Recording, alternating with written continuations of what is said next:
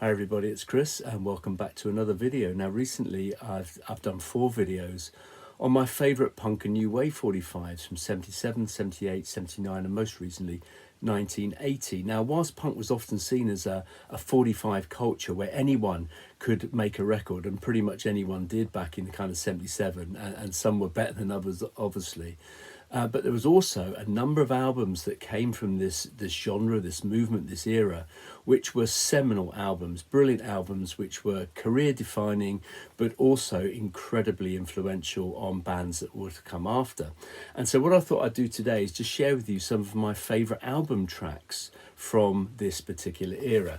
Now, there's a couple of rules attached to this. The first rule is these album tracks have got to come from albums released in 1977, the kind of year for punk for me. The second rule is that this particular track that I choose from each album can't have been on the A or B side of a UK single. I don't know about stuff from Europe or stuff from the States. I'm just going on UK based singles, so I can't have an A or a B side.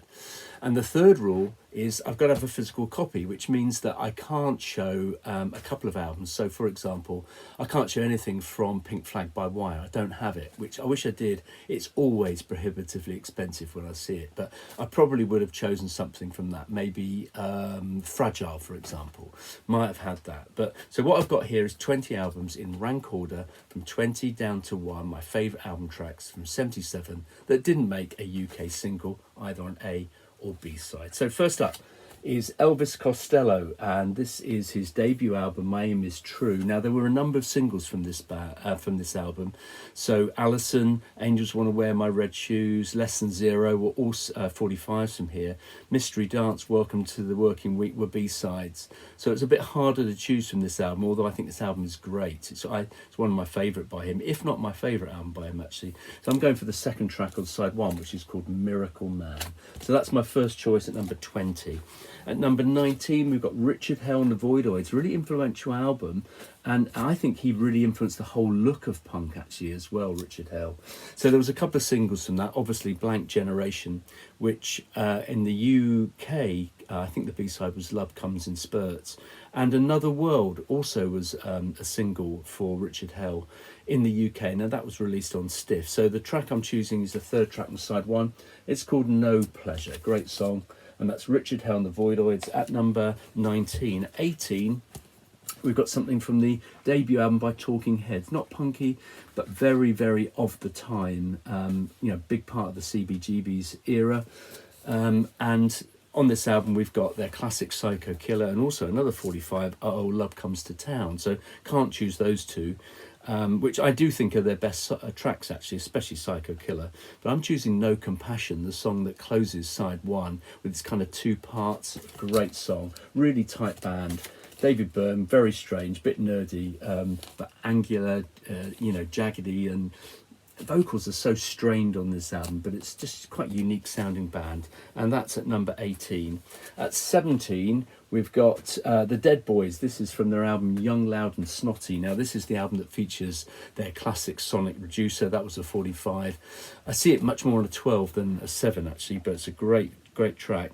But the song I'm choosing is probably just as raucous, loud and in your face, and it's called What Love Is, third track on side 1. So that's at number whatever that was, 17. At 16, I'm going to choose something from Pure Mania, the debut album from the Vibrators. Now there's a number of 45s taken from this album. So London Girls, which was back with Stiff Little Fingers, are both on here. Whips and Furs is on here, which is the B-side of their first single, We Vibrate. They also brought out Baby Baby, which has a B-side of Into the Future, which is the track that opens the album, which I think is a great album track actually. I nearly chose that one until I realised it was a B-side. So I'm going for No Heart, which is the penultimate track on side 1, which is also really good. So that's the Vibrators, No Heart, and that's at what, 16? At number 15, we've got a track from Blondie's debut album, not punk, not even really new wave if I'm really honest, but again, part of that CBGB's era, so I'm going to include them.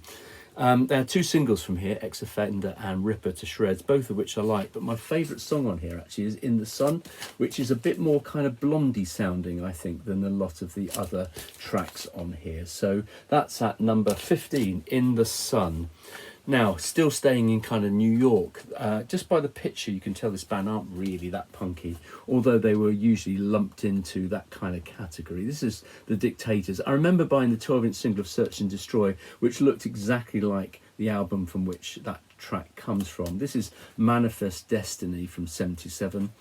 And the song I'm choosing from this is probably the rockiest song after Search and Destroy. In fact, it's probably rockier than Search and Destroy, actually. And it's Young, Fast, Scientific. So there's the Dictators, and that's at number, whatever that is, 15.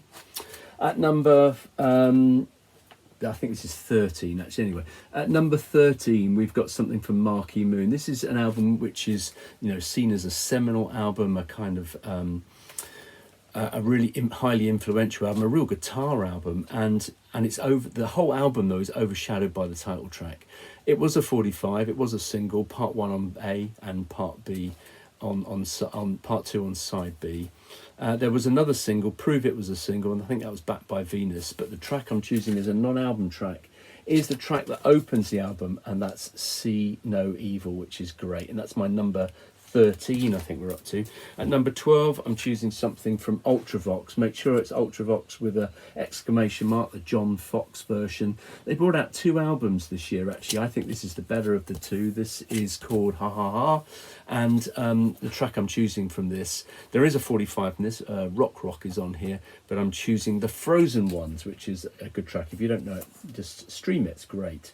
And so that's at number 12. At number 11, I'm surprised this actually isn't in the top 10 unless I've not counted right.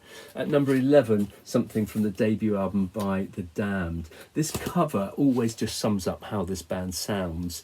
So the track I nearly chose was the track that closes the album called I Feel Alright, where the band just sound like they're knocking the drums over and smashing the gear up at the end. It's chaotic, great song. This obviously has got Neat Neat Neat and New Rose, and I couldn't choose Stab You Back because that's a B-side. I love Fish, actually that's great, Fan Club is great, but the track I'm choosing today is So Messed Up, which is the penultimate song on side 2. So that's The Damned at number 11. At number 10, I'm going to choose something from the debut album by the Boys. I love the Boys. They're punky, but they've got a real kind of pop sensibility. They did 2 singles from here. I Don't Care, which is back with the brilliantly titled Soda pressing, and First Time, which I think is just a classic 45. The B-side of First Time are non-album tracks as a couple, and obviously they're not on here, but there's 2 songs I really like from here. One is called Kiss Like a Nun, which is brilliant, but the track I'm going to choose, this is at number 10 for my album tracks from 77, is the opening track, Sick on You, which is about drinking too much and being sick down your girlfriend. At number 9, we're going for something by the Heartbreakers, New York band. This is LAMF, great band, really raucous, really raw. I just think it's a brilliant punk album. A couple of singles came from this. Born to Lose was on a single, Chinese Rocks. They backed each other, actually. One Track Mind, which is one of my favourite punk songs, actually, from this era. But the track I'm choosing is just as kind of up-tempo, raw and punky as that. And it's I Wanna Be Loved from the side 1. Great track. And so that's coming in at whatever that is. Number 9. At number 8, a band that bridges pub rock and punk, I think. Often not seen as very punky. They had quite a hit with Do Anything You Want to Do. They were called the Rods then, but this is the album from which that song comes. Eddie and the Hot Rods, Life on the Line. And the track I'm choosing, which comes in at number, whatever it is, number 8, is the closing track. It's 8 minutes long, so not very punky. It's called The Beginning of the End. It's absolutely brilliant. Written by either the bassist or the guitarist, I can't remember, but it's really good. So that's my number 8, Eddie and the Hot Rods, Beginning of the End. At number 7, we've got something from the debut album by the Saints, Australian band. This is actually an Australian first press. It's a great album. It sounds, I don't think it's as good as Eternally Yours, their second album. It's a bit demo-ish, I think, but some classics on here. So I'm Stranded and No Time, which were A and B sides of a 45. Demolition Girl was on a single, as was One Way Street and Erotic Neurotic. So the track I'm choosing today is Wild About You, third track on side 1. Great song from the Saints, from 77, from their album I'm Stranded. So what are we on now? We're on number 6, aren't we? So this is New Boots and Panties.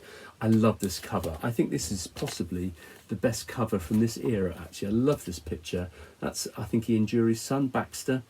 I love the fact you can see Woolworths, the quintessentially British shop in the background there, and a little white van as well. There we are, a little van. That's the van that belonged to the person who took the photo. It's a classic photo, classic album. It's an album that I'm surprised that people from North America kind of get, really, because it's so English. It's so incredibly English. And there was a couple of singles from here. Wake Up and Make Love With Me was a single. Sweet Gene Vincent was a single. It's got a track on here which it doesn't mention, but this is a 77 repress. And Sex and Drugs and Rock and Roll is actually on this particular version. The track I'm choosing, though, is Billericay Dicky. Oh, it's just brilliant. Lyrically, so funny. So people from North America, I think if you don't understand the kind of British humour or things like Cockney rhyming slang, I think some of the subtleties of that track may potentially be lost. I don't know. Having said that, that song is partly written by an American, I think. Is it Steve Nugent, I think? Anyway, so there's my number 6, Billericay Dicky by Ian Dury. What an absolute classic. And we've got 5 brilliant albums in the top 5 and 5 brilliant tracks that weren't singles.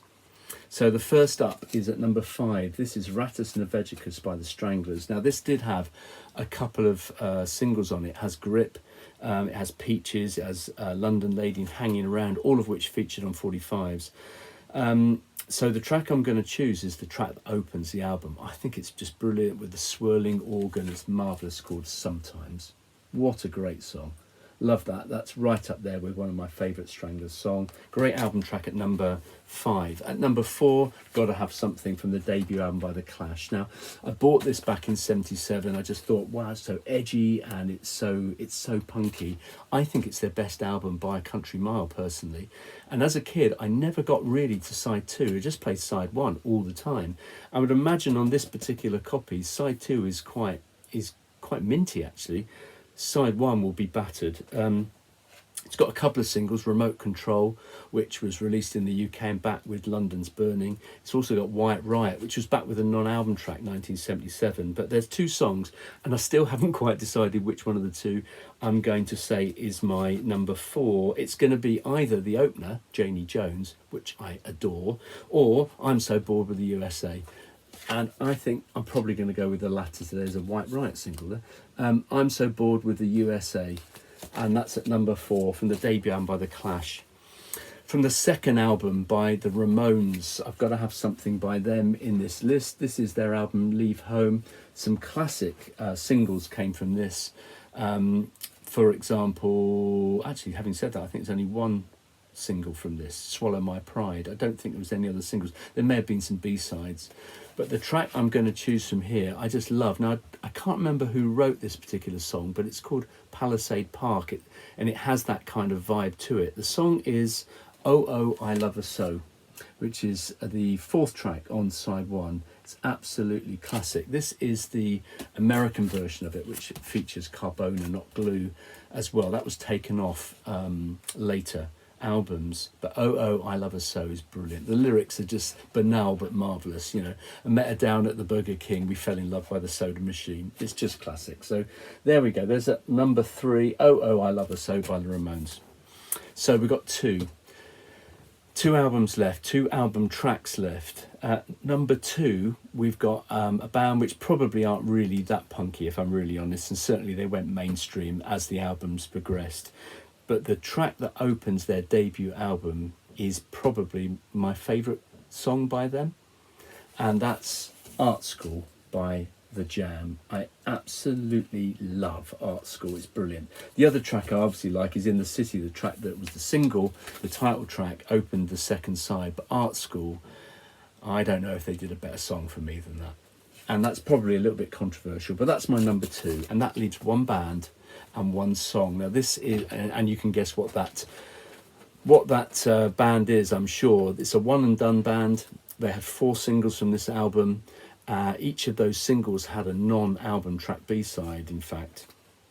But the track that I'm choosing is, I think, potentially their best song. it's just aggressive, and you know, the lyrics are hard work really. There's some, you know, choice language in it. But it's just a masterpiece.